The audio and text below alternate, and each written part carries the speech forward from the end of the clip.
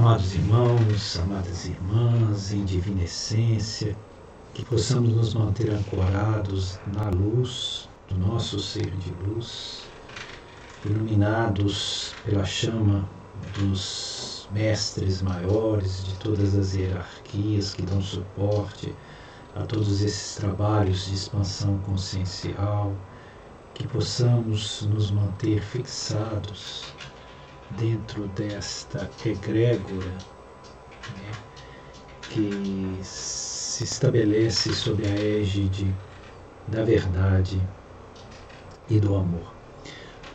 Nós estamos com alguns problemas técnicos, né, o nosso equipamento está tendo problemas, então ele, em alguns momentos, ele tem tido alguns travamentos. Então nós pedimos desculpa por esses transtornos e nós vamos, apesar disto, não obstante a isto, tentarmos realizar ou gravar vídeo, né, dentro do tema que nós nos propomos a fazer nessa segunda partilha dessa proposta que nós chamamos de Samana Sutra.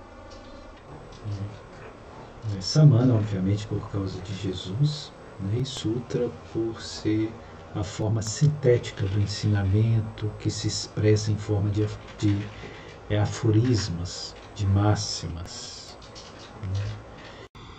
E nós sabemos que o Evangelho todo contém esses aforismos, essas expressões que são ricas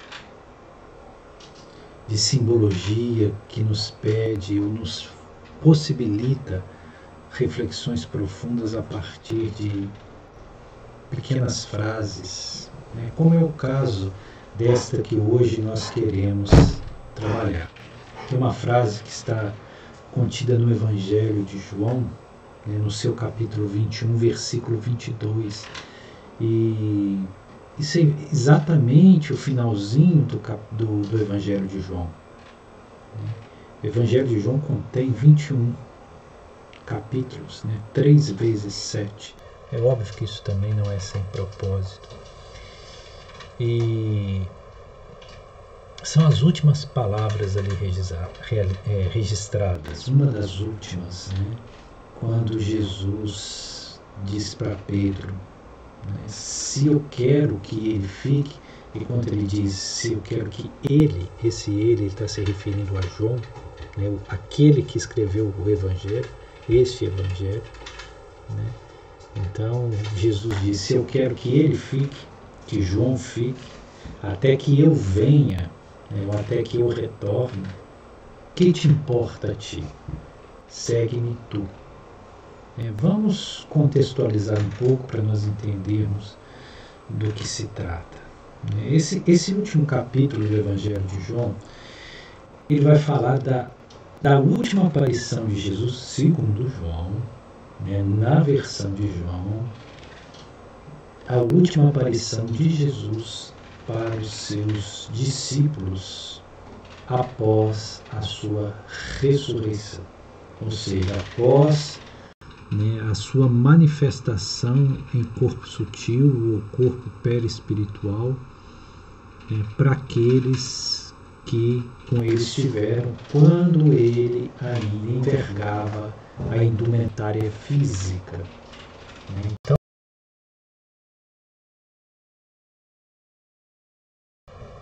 Então, a partir da sua crucificação, todas essas aparições de Jesus se darão, obviamente,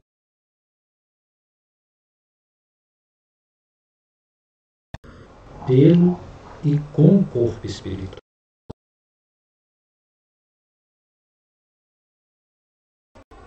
Então, ali, João é uma dessas últimas aparições.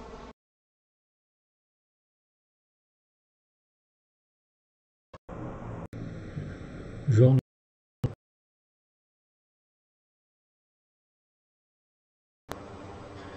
nos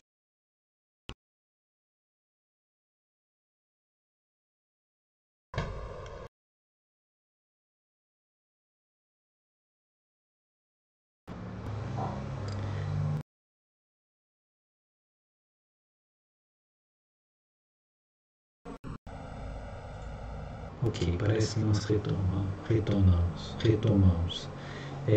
Como eu disse, estamos tendo problema técnico, mas nós vamos tentar construir, né, esse diálogo em detrimento desses fatores restritivos técnicos. Então ali João nos conta dessa última aparição. Jesus vai aparecer para eles à margem do mar da Galileia, ou Tiberíades. Eles saíram para pescar, João capitania os seus amigos e codiscípulos, e se lançam ao mar para tentar retornar à vida que eles tinham antes de conhecer Jesus. Para eles estavam vivendo, o sonho acabou. Jesus partiu, o que nós faremos agora? Eles estavam se sentindo órfãos, eles estavam atravessando um vazio existencial, uma crise existencial. O pilar tinha ruído, no entendimento deles.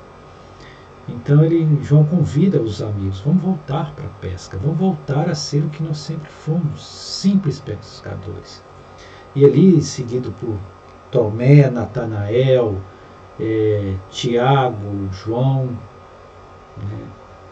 eles se lançam ao mar para pescar. Geralmente as pescas são noturnas.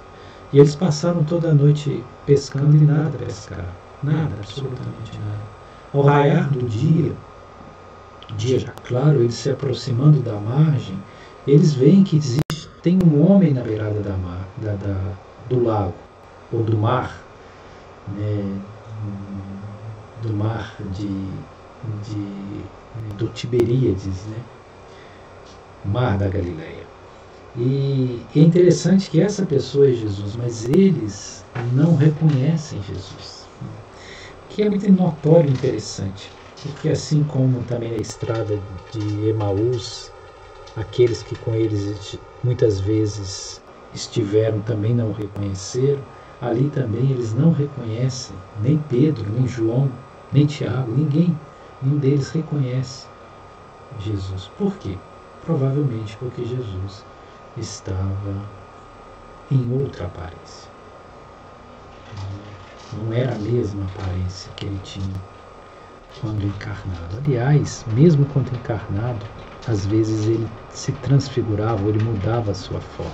Isso é um detalhe muito sutil que poucos observam.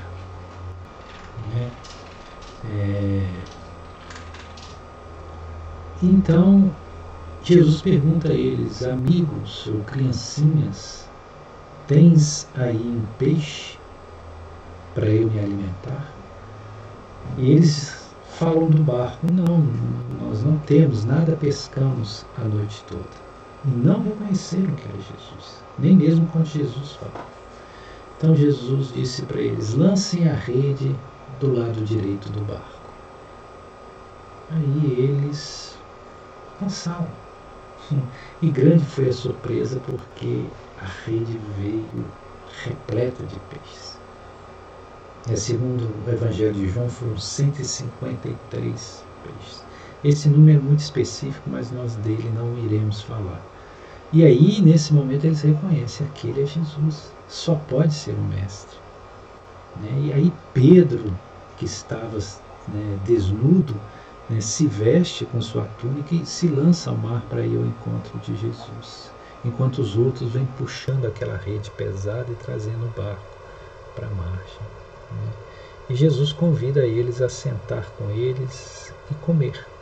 Ele já tinha preparado um peixe, um braseiro e alguns pães, e pede que eles tragam também daqueles peixes que eles pescaram para que eles compartilhassem da alimentação matinal. E eles estão completamente transtornados, sabendo que é Jesus, mas ainda em dúvida, porque realmente Jesus deveria estar diferente. E é nesse momento que Jesus pergunta a Pedro, Pedro, tu me amas? E Pedro diz, sim, te amo mais do que a tudo e a todos. E Jesus diz para ele, então apacente as minhas ovelhas. Pedro fica sensibilizado com aquilo, e passado alguns instantes Jesus volta a fazer a mesma pergunta, Pedro, tu me amas? E Pedro, sim, mestre, já te disse, eu te amo. E ele volta a falar, então, apacente as minhas ovelhas. E uma terceira vez Jesus vai fazer a mesma pergunta, para o desespero de Pedro, que em lágrimas já diz, mestre, tu não acreditas? Eu vos amo mais do que a tudo, mais do que a estes que aqui estão. Jesus volta a fazer a mesma afirmação, se tu me amas, apacente as minhas ovelhas. Por que Jesus repete 3 vezes? Para desconstruir ou para cancelar as 3 negações de Pedro, porque Pedro houvera negado Jesus 3 vezes. Então, o poder que havia nessa negação, Jesus queria cancelar, por 3 afirmações, por 3 confirmações, que se oporiam às 3 negações. E Pedro fica muito consternado com isso. Aí Jesus fala uma coisa muito interessante para Pedro, diz para ele, Pedro, quando tu és novo, tu mesmo te cinges e vais aonde tu queres ir, mas quando ficares velho, tu erguerás os braços e outro te cingirá e te levará aonde tu não queres ir. Essa frase tem um significado muito profundo. Nós até voltaremos e falaremos dela, se for possível, se nós tivermos tempo. E Pedro fica como que ainda mais consternado. E depois Jesus se levanta e fala para Pedro, segue-me. E Pedro provavelmente se pôs a seguir Jesus. Jesus se dirigiu para algum lugar, afastando-se do grupo. Só que João, por sua vez, levantou e começou a seguir a Pedro. E Pedro, quando viu João seguindo, ele pergunta a Jesus, mestre, Rabi, e deste, o que será? Apontando para João.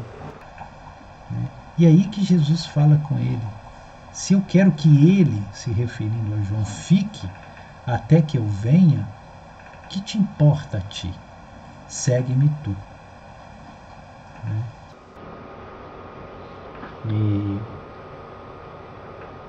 E aí João faz uma referência que eles entenderam que João não morreria, mas que não era exatamente isso que queria dizer, enfim. E para depois haver o encerramento do Evangelho de João, dizendo que se fosse registrar todas as palavras e feitos de Jesus, todos os livros da terra não caberiam, não seriam suficientes para tal intento. E com isso encerra o seu Evangelho. Se eu quero que ele fique até que eu venha, se Jesus diz que eu venha, ele está dizendo de um retorno dele. Aliás, esta foi uma das afirmações mais presentes do Evangelho. A afirmação feita pelo próprio Mestre Jesus de que ele retornaria. Ao longo das narrativas, dos textos evangélicos, há várias menções sobre o retorno de Jesus.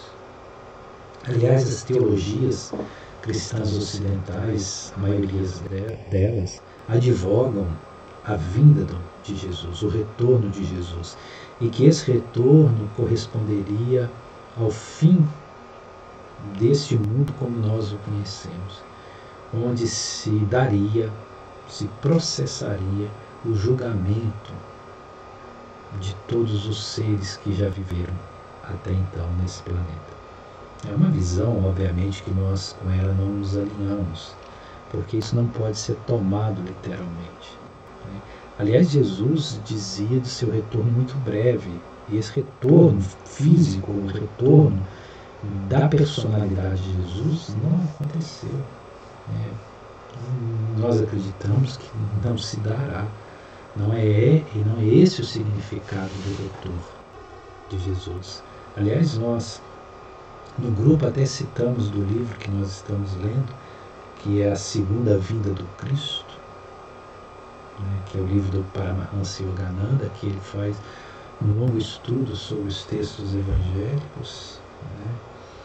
E essa segunda vinda do Cristo, não de Jesus, do Cristo, e aí Cristo nós temos que entender pela essência da verdade, a essência crística.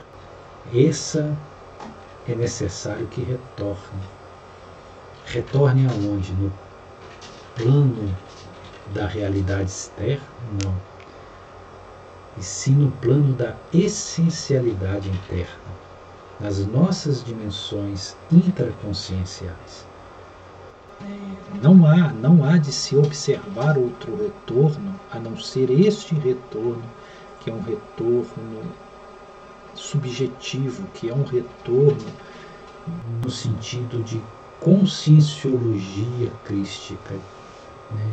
De nós buscarmos ou recebermos a essência do Cristo, né? Então ele diz que ele retornaria, que ele viria. E nisso Jesus ele está sendo profético no sentido de que todos nós, pelo próprio processo da evolução, né, que estamos submetidos, vivendo várias jornadas ou vidas ou existências no plano da materialidade, isso vai nos capacitando para que nós possamos gradualmente ir elevando nossa capacidade cognitiva, possamos ir ampliando os nossos horizontes conscienciais, que é um avanço tanto intelectivo como moral, e que isso vai nos preparando para que um dia nós tenhamos as condições internas para receber o Cristo, para que o Cristo seja em nós. E claro que o Cristo aqui não é uma pessoa, não é a personalidade de Jesus. O Cristo é um estado consciencial, que é o mesmo que os orientais entendem do estado búdico, ou da consciência búdica, ou da iluminação, ou daquilo que eles chamam de atingir o nirvana.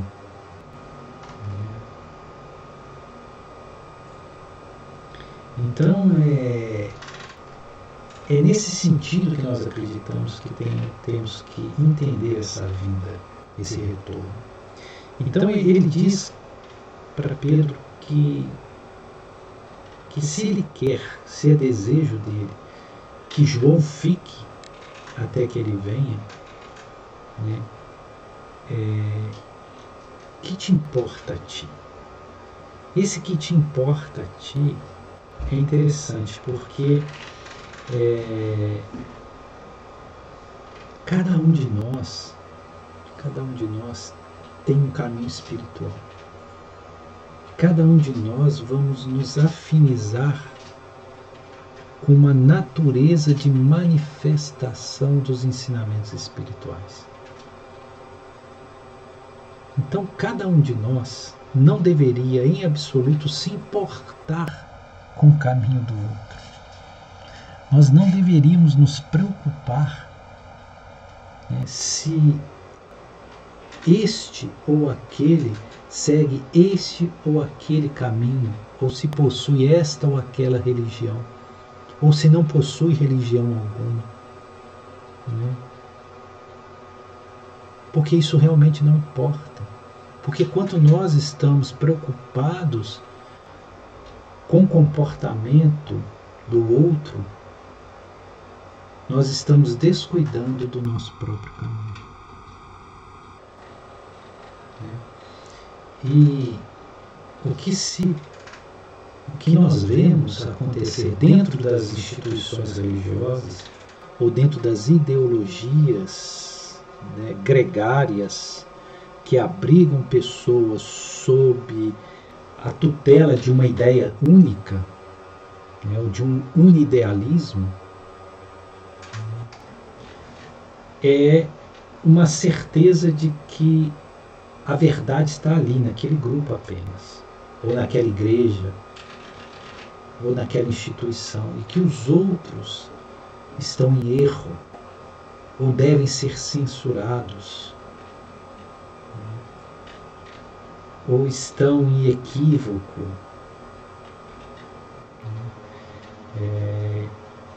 E as pessoas ficam preocupadas ou ficam censurando, quer dizer, olhando para os caminhos dos outros, porque esse caminho dos outros não é igual ao seu. E aí vem a pergunta de Jesus: que te importa a ti? Se o teu irmão vai ou fica, se ele crê em Deus ou não crê, se ele está na sua igreja ou não está.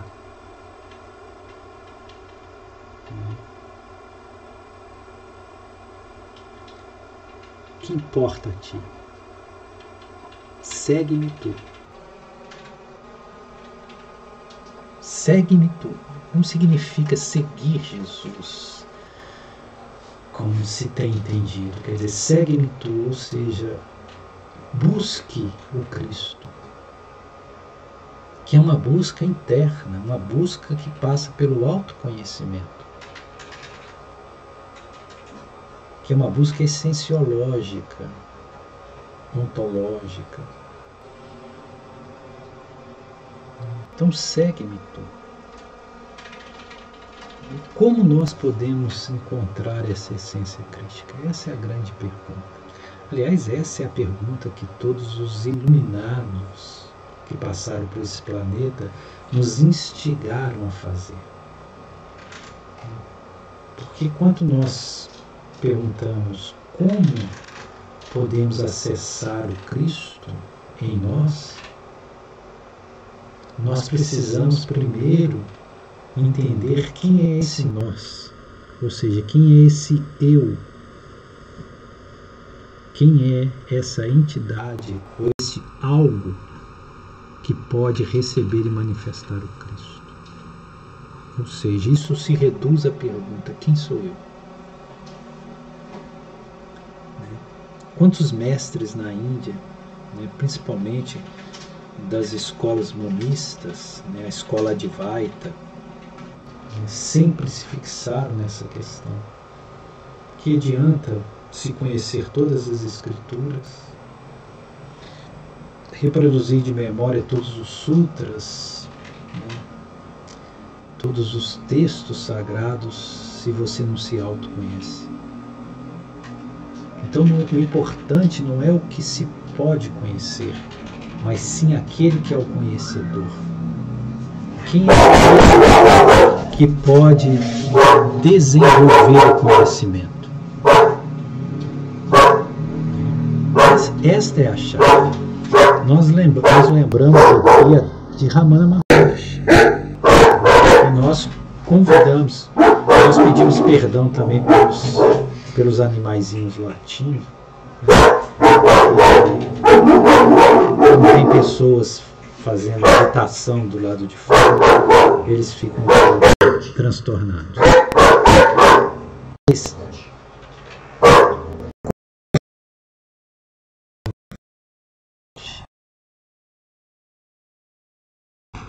Retomando.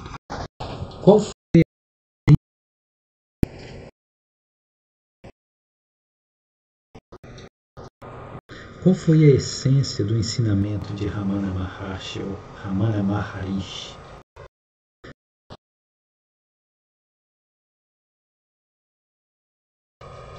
Foi exatamente essa busca do conhecimento deste eu. Ele foi um mestre silencioso, ele pouco disse, ele ficava em silêncio, ele ensinava pelo silêncio. E quando falava, ele sempre buscava provocar as pessoas para entender quem é esse eu que pergunta. E quando ele falava desse eu, ele não estava falando do ego, não estava falando desse eu inferior, desse eu personal, mas quem é o ser real que está por detrás dessa manifestação transitória, dessa personalidade em curso encarnatório.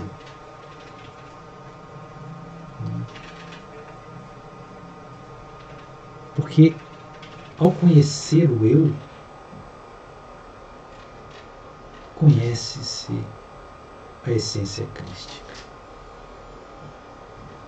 E veja como isso é distante ou diferente das matizes de ensinamentos que mormente nós temos na visão ocidental. Que a visão ocidental, desde os gregos, ela se tornou dualista, particularmente com Aristóteles. Se tornou dualista. Então, sempre nosso raciocínio é um raciocínio dual, que fragmenta, que entende eu e o mundo, eu e o outro, eu e Deus, como instâncias seccionadas. Enquanto houver esse tipo de pensamento, nós não conseguimos compreender a unicidade. A filosofia Advaita, da escola do norte da Índia, um dos maiores ensinamentos dessa escola foi realmente Shankaracharya, que escreveu livros belíssimos sobre essa filosofia. Ele, por isso que chama Advaita, monista, ele já não advoga a dualidade. Não existe divisão. É o mesmo quanto Jesus dizia, eu e o Pai somos um. Quando ele diz eu e o Pai somos um, ele está sendo monista, ele está sendo Advaita. E aliás, nós não cansamos de dizer o quanto que há de semelhança no ensinamento mais profundo de Jesus com o ensinamento védico. O que nos leva a crer, a perceber, não a crer, a perceber que toda a essência da verdade ela é una. Ela é percebida dentro do ensinamento de todos os mestres, dos verdadeiros mestres. Os conflitos e as divisões não são os mestres que criam. Somos nós, ao receber o ensinamento dos mestres, que nós não conseguimos perceber a mensagem do mestre como o mestre a colocou, e sim como nós somos, com as nossas limitadas percepções. E aí nós deformamos, nós deturpamos. E obrigados somos nós a reconhecer, amados irmãos, que nada houve mais deturpado do que os ensinamentos de Jesus. O que nós herdamos hoje, em termos de ensinamento, com todas as construções da igreja, dos dogmas que foram sendo criados, das teologias que foram sendo formadas, o que nós temos hoje é algo muito distante da essência pura do que o Mestre Jesus viveu e ensinou. Muito distante. E o que nos leva com toda certeza a afirmar que nós não conhecemos Jesus. Infelizmente nós não conhecemos. Então o conhecimento, se nós queremos conhecer Jesus ou esse Mestre, que para nós é um avatar, é um Purna Avatar, ou seja, um avatar da essência pura, um Purna Avatar, nós não há outro caminho, a não ser o caminho da intuição pura, o caminho da autoconexão, para um entendimento revelativo. Porque pelas informações que nós temos exteriores acumuladas, nós pouco conhecemos. Os próprios textos do Evangelho são textos adulterados. Jesus nada escreveu. Os registros dos Evangelhos vieram 70 anos, o começo dos registros, 70 anos após a morte dele. E mesmo assim, de todos os textos, apenas 4 se oficializaram. E todos os outros foram considerados heréticos e destruídos. E graças a Deus alguns foram salvos porque foram escondidos. Não é o caso dos evangelhos apócrifos que foram achados a partir de 1945, tanto às margens do Mar Morto, né, em Qumran, como também naquilo que nós conhecemos como a biblioteca de Nag Hammadi. E aí nós podemos ter de volta os evangelhos apócrifos de Tomé, Filipe, de Maria de Magdala e muitos outros textos. Então o que nós conhecemos é apenas uma pálida noção daquilo que é o verdadeiro ensinamento de um mestre como Jesus. E como que nós hoje podemos então acessar a essência desse conhecimento? É aquilo que os yogis na Índia dizem: conhece a ti mesmo, conhece a verdade, entra em estado de meditação,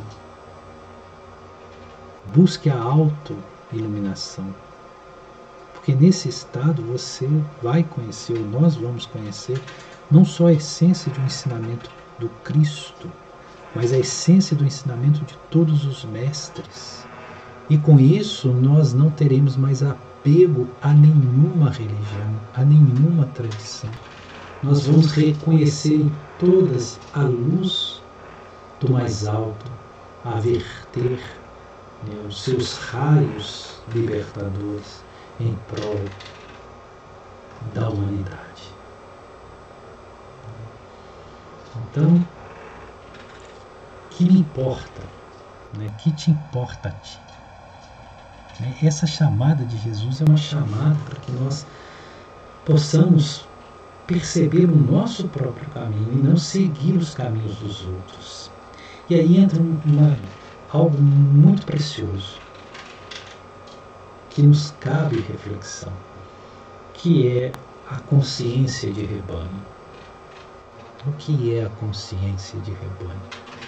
Consciência de rebanho é algo ainda operante entre nós, né? Que é a tendência que temos de achar que a verdade está com a maioria, está com os grupos, né? Está com o somatório de pessoas. Essa é a consciência de rebanho. Como nós não somos ignorantes, estamos em estado de avidya, ou seja, de não verdade, nós precisamos da autoridade da verdade. Ou seja, nós confundimos verdade com autoridade. Nós depositamos a confiança nas autoridades. Essas autoridades são os ensinamentos cristalizados das igrejas, são os líderes religiosos e o grupo que se forma em torno disso. Então nós temos essa necessidade de pertencer a determinados rebanhos, rebanho católico, rebanho evangélico, rebanho espírita. Por quê? Porque ali nós nos justificamos pela pluralidade de crença de muitos.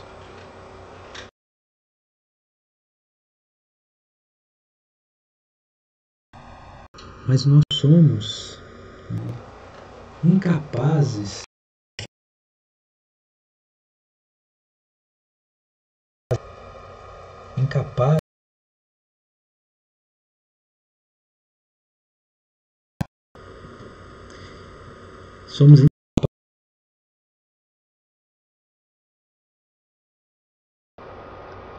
somos incapazes de fazer uma avaliação crítica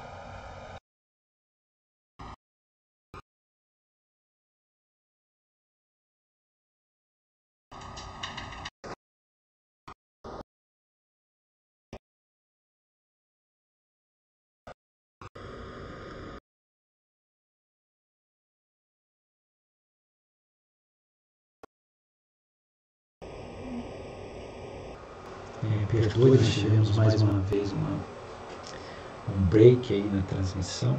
Então, nós somos incapazes de fazer uma avaliação crítica para detectarmos se aquilo que nós advogamos vem da verdade em nós mesmos ou vem de uma herança, vem de uma exterioridade de conhecimento que passivamente nós assimilamos.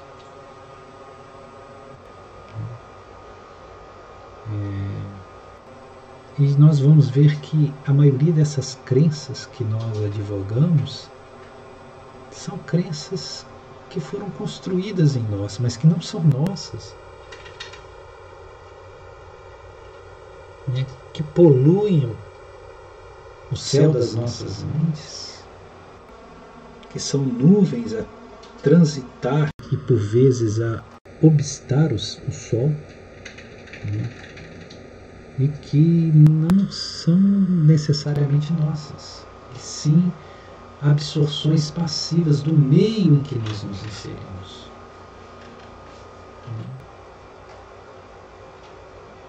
E não virá a segunda vinda do Cristo, não acontecerá. Que essa é a essência da verdadeira vinda, que a primeira vinda é uma vinda que causa um impacto, que mostra a possibilidade, que dá o testemunho.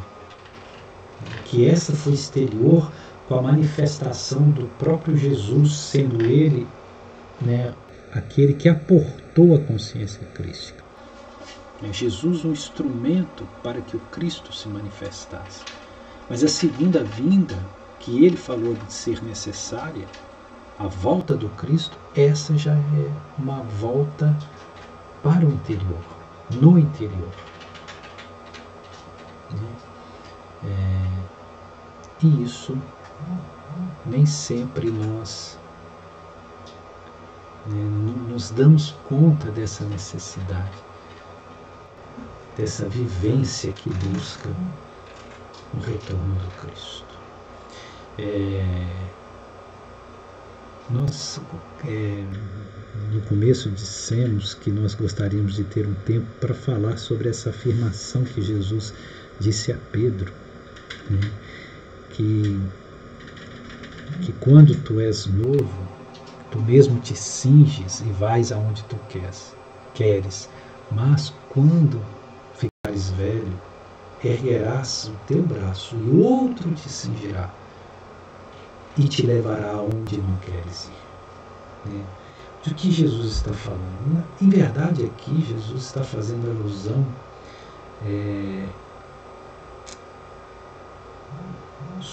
ao desejo do ego em detrimento à vontade do eu superior.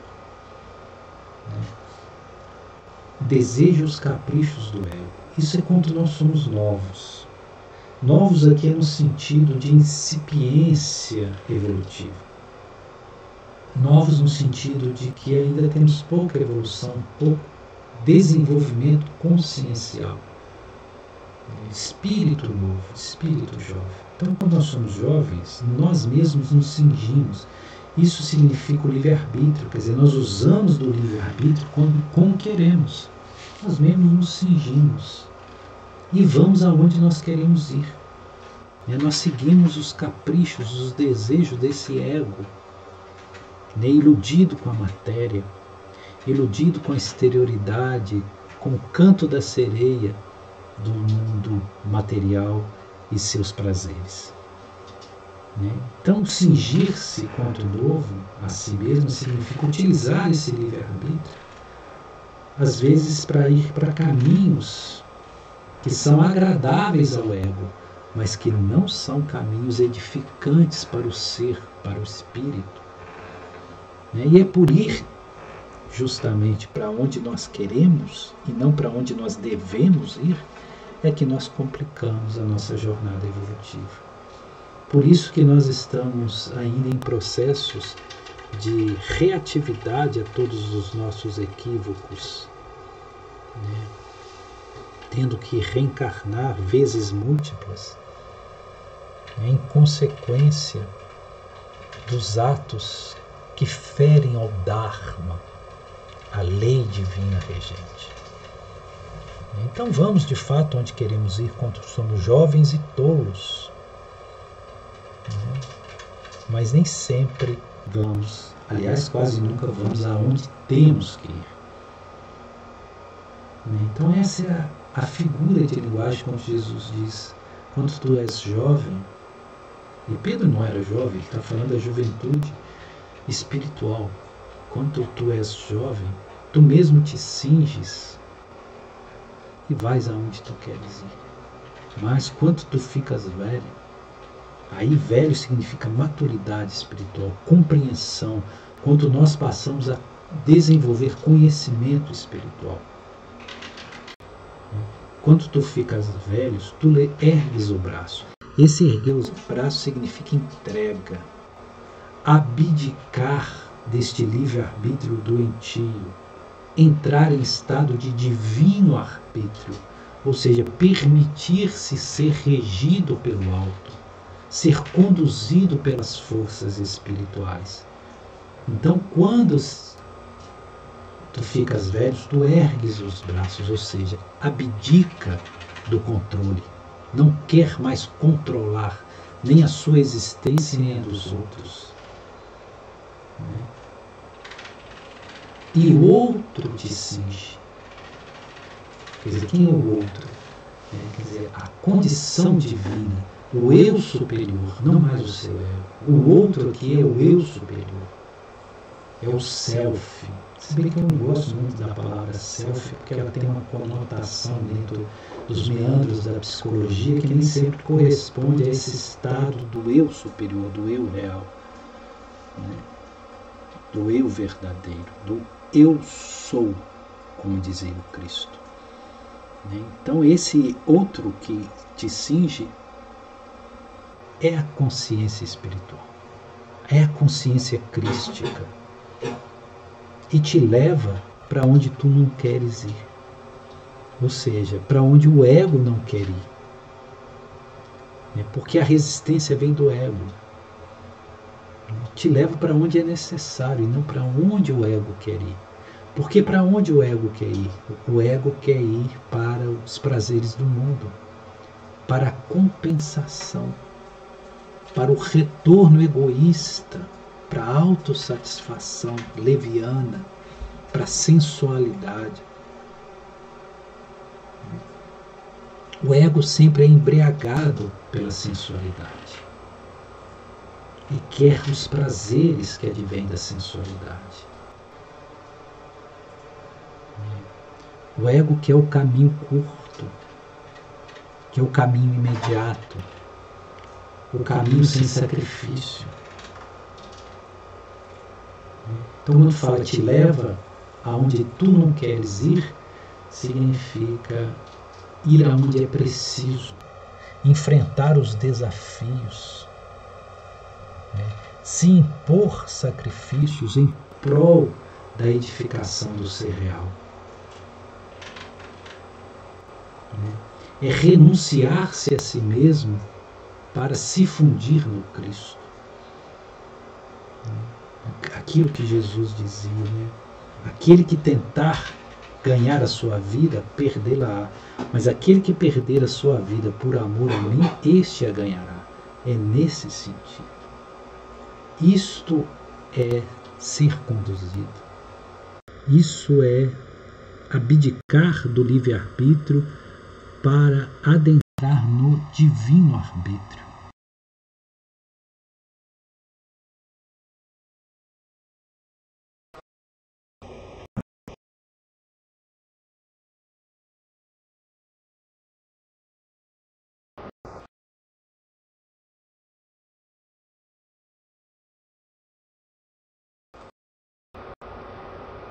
Aquilo que Paulo dizia, não sou eu mais que vivo, mas o Cristo que vive em mim. É nesse sentido. E quando nós permitimos ir não aonde o ego quer ir, e sim aonde o eu superior aponta, nesse momento nós já estamos seguindo o Cristo. Nós estamos cumprindo essa sentença que Jesus disse a Pedro: segue-me tu. E nós não vamos mais nos importar para onde os outros estão indo, porque nós vamos saber para onde nós temos que ir e para onde nós estamos nos dirigindo, ainda que nós precisemos andar sozinhos.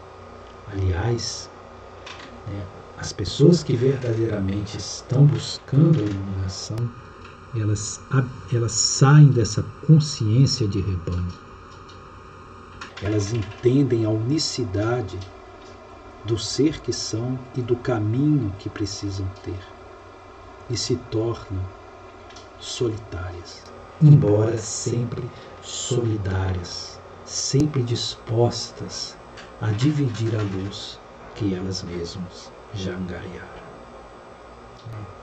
Então, que esse Mestre amado e querido, que foi Jesus, que é Jesus, que é o Cristo, a essência do Cristo para o planeta, que está em alinhamento com todos os mestres da sabedoria que passaram pelo nosso plano, não há diferença entre eles, todos eles regidos pela mesma luz, que essas pleiades de seres luminíferos, esses mestres das hierarquias superiores, possam nos envolver, nos abençoar